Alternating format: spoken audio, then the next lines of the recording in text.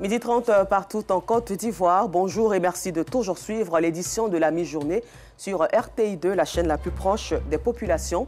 Au sommaire de l'actualité, 4e pilier de l'islam pour le dernier virage du jeûne du Ramadan. Les fidèles musulmans intensifient les prières.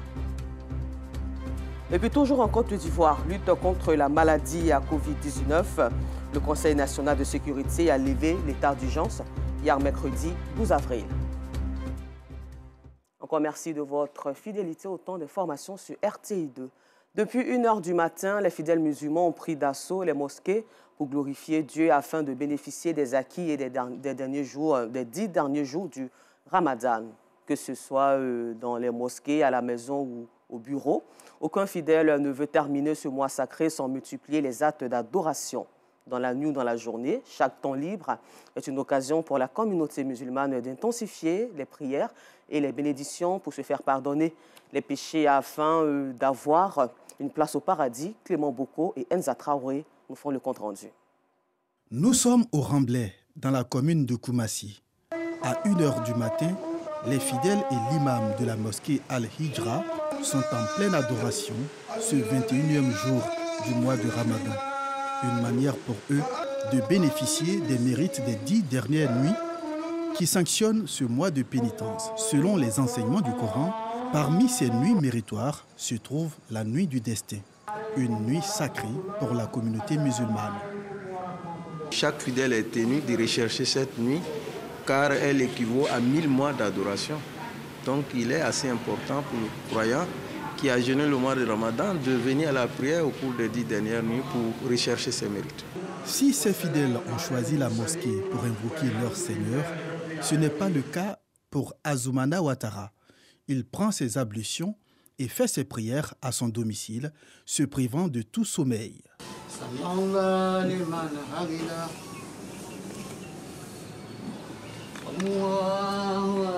Je fais ma prière à part aujourd'hui parce que je ne suis pas vite rentré du travail. Si vous ne faites pas de prière surrogatoire, en plus de la prière obligatoire, vous n'avez pas de mérite. Vous n'aurez pas les mêmes mérites que ceux qui ont observé la prière surrogatoire. À l'instar des fidèles de la mosquée Al-Hijra et d'Azoumana, plusieurs musulmans ont pris d'assaut les lieux saints de recueillement afin de bénéficier de la miséricorde et du pardon de Allah. C'est le cas de Yacouba Sanogo et Idriss Sangaré. Ils ont décidé de poser leurs valises dans la mosquée pour consacrer leur dernier jour de jeûne à la recherche du Tout-Puissant. Pendant les dernières nuits, c'est-à-dire du 20 au 30 ou au 29, il faut dormir dans la mosquée. Tu ne peux pas passer toi à la maison, tu viens à la mosquée, soit tu viens avec ta brosse dans tout ce qu'il faut. Tu dors dans la mosquée, tu fais les prières, après 3h du matin, 4h du matin, tu fais tes prières, tu fais des zikrs. Tu as vu? Donc c'est très très important. Le temps jeune, c'est le moment de se donner à Dieu. D'ailleurs, tu as la force de l'adoration. Moi, j'ai commencé ça depuis très jeune. Voilà pourquoi c'est comme les jours, l'année où je n'arrive pas à faire, bon, je ne me sens pas bien. Que ce soit dans les mosquées, à la maison ou au bureau, aucun fidèle ne veut terminer ce mois hautement spirituel sans multiplier les actions d'adoration. C'est le cas d'Alioun, qui prend ses temps libres au bureau pour implorer Allah, le Seigneur de l'univers. On passe plus de temps au bureau que chez nous-mêmes à la maison.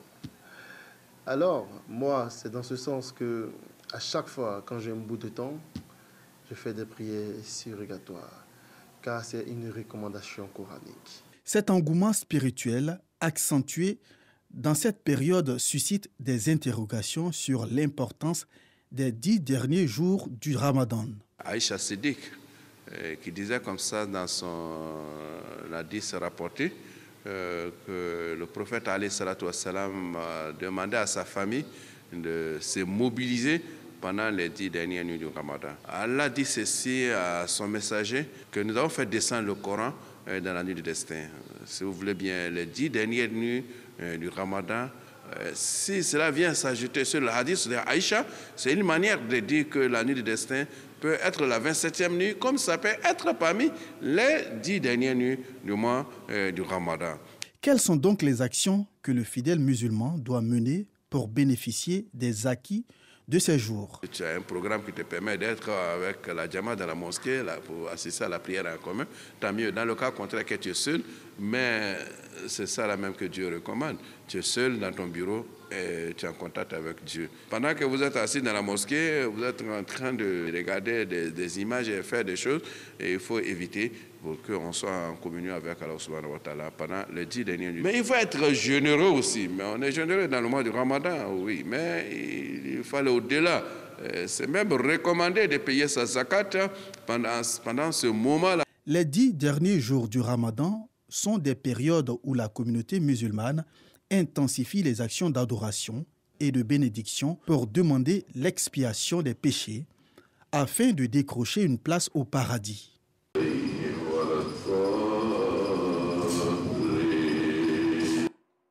Au chapitre santé, nous vous le disions en titre, lutte contre la Covid-19. Les autorités ivoiriennes mettent fin à l'état d'urgence et ont décidé d'alléger le dispositif de contrôle à l'aéroport international Félix Houphouët-Boigny d'Abidjan-Port-Boué. Ces mesures ont été prises hier mercredi 12 avril 2023 à la suite d'une réunion du Conseil national de sécurité tenue au palais de la présidence sous la présidence du chef de l'État. Le Conseil national de sécurité note avec satisfaction que la pandémie de Covid-19 est largement sous contrôle en Côte d'Ivoire. Un communiqué relève qu'à la date du 10 avril, le pays n'enregistrait que 6 cas actifs et aucune hospitalisation durant ces 2 dernières semaines. Par ailleurs, le taux de guérison est à plus de 99%. Et seulement un décès a été notifié depuis la réunion du Conseil national de sécurité du 12 janvier 2023 dans le Grand Abidjan, épicentre de la maladie, avec 95% des cas, 52% de la population cible a été vaccinée. En religion, la communauté musulmane de Cocody-Yangré sensibilise les fidèles musulmans sur le suicide. Au cours d'une conférence, les fidèles ont été instruits sur la montée des suicides en Côte d'Ivoire. Quelles sont les causes, les responsabilités et surtout les solutions? Bitou Pekele répond à ces questions. Sur la table de conférence, médecins, sociologues et guides religieux, tous parlent d'une seule voix, sensibiliser les fidèles musulmans sur la montée des suicides en Côte d'Ivoire, causes, responsabilités et solutions. Nos enfants se suicident et nos mamans se suicident. Les grands responsables se suicident. C'est pour cela qu'on dénonce le suicide. Et il convient maintenant qu'on mette l'accent sur la spiritualité pour aider les gens pour résister à la tentation. Toutes les communautés, chrétiennes ou musulmanes, ils doivent prendre leur bâton de pèlerinage pour sensibiliser au maximum. Il faut qu'on vive. Pour le corps médical, avant d'arriver à l'acte, le sujet présente des signes qui peuvent être corrigés et le sauver. Déjà, on sent que ses habitudes changent. Et très souvent, il y a des sauts d'humeur. Il change d'humeur soudainement. Et on a le sentiment qu'il y a des comportements qu'il avait auparavant, mais pour lesquels il commence à se désintéresser. Il y a un repli sur soi. Il commence à ranger ses affaires. Il parle beaucoup plus de la mort même dans ses discours avec son entourage. Si on arrive à les avoir la tentative de suicide, il faut les conduire vers le psychiatre qui pourra déceler s'il a un problème psychiatrique qui est dû à un trouble de la personnalité, une dépression ou autre chose qu'on peut prendre en charge. Les jeunes sont la principale cible de cette conférence, mais les parents se sentent également concernés pour le suivi. J'ai des amis qui ont déjà eu cette situation de suicide et d'autres qui ont déjà fait des tentatives de suicide. Cette conférence qui vient de se passer, j'ai pu comprendre un peu les différents mécanismes qui emmènent en fait à cette tentative de suicide. C'est de donner un peu plus de temps d'écoute aux enfants, à nos enfants. C'est-à-dire qu'il faut s'intéresser à eux, comprendre ce qu'ils font et le pourquoi de certaines de leurs décisions. La conférence sur la montée des suicides en Côte d'Ivoire, cause, responsabilité et solutions, organisée par la mosquée d'Yangré, terminus 81 et 82, intervient dans un contexte où les suicides sont de plus en plus récurrents en Côte d'Ivoire. Et le pays occupe le 3e rang des pays de l'Afrique à taux de suicide élevé, avec 23 cas de suicide par an. Merci. L'équipe municipale de la commune de Logoualé, située dans la région du Tonkpi, a fait des dons en vivres à la communauté musulmane et catholique de cette cité. Les démunis n'ont pas été aussi oubliés car ils ont reçu de la visite de Madame le maire Jeannette Badouel, qui n'est pas allé les mains vides. Le compte-rendu de Gervais Kwasi de RTIMA. Ce sont ces croyants qui éprouvent des difficultés à rompre le jeûne, à l'image de cette dame. Si tu n'as pas l'argent, tu ne peux pas couper carême. Ce n'est pas facile. Parce que tu n'as pas l'argent pour payer ce que tu as besoin. Quand il y a les enfants, c'est très difficile encore. Parce que tu ne sais pas quoi tu vas leur donner. Fort heureusement, la solidarité est toujours de mise. Ainsi, la première magistrate de Logoualé a fait don de 105 sacs de riz et 105 sacs de sucre granulé aux fidèles musulmans et catholiques, sans compter les plus démunis qui ont reçu leur part à domicile. Nous sommes dans une période de pénitence et nous sommes venus les bras chargés pour apporter une contribution à tous nos parents qui sont en train de prier pour son Excellence Alassane Ouattara, le président de la République de Côte d'Ivoire. Ils sont en train de prier pour la paix en Côte d'Ivoire, la consolidation de la paix des filles et fils de la belle commune de Logoualé. Et donc, naturellement, nous sommes venus leur apporter une contribution. Les bénéficiaires ont exprimé leur gratitude à l'endroit de la bienfaitrice et ont dévoilé la quintessence de leur prière durant ces moments de pénitence empreintes de haute spiritualité. Je remercie beaucoup Madame le maire. Je les remercie sincèrement de tout ce qu'elle fait pour nous. Je vous le remercie beaucoup. Parce que quand on n'a pas de moyens, on ne peut pas faire carême.